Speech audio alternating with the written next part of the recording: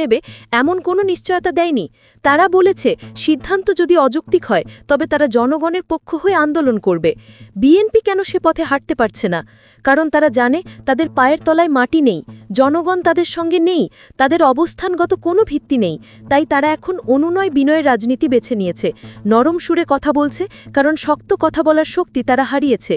রাজনৈতিক বিশ্লেষকরা মনে করছেন বিএনপি এখন এক অসহায়, নিরুপায় গরিব খয়রাতির মতো আচরণ করছে, যে কেবল করুণা ভিক্ষা করতে পারে, অধিকার আদায় করতে পারে না।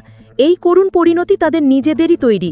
ষড়যন্ত্র, দুর্নীতি, দ্বিচারিতা এবং বিদেশি শক্তির উপর অতি নির্ভরশীলতা আজ তাদের এমন এক খাদের কিনারে এনে দাঁড় করিয়েছে যেখান থেকে ফেরা প্রায় অসম্ভব।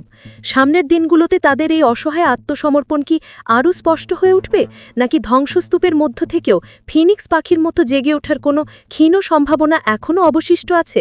সেটাই এখন দেখার বিষয়।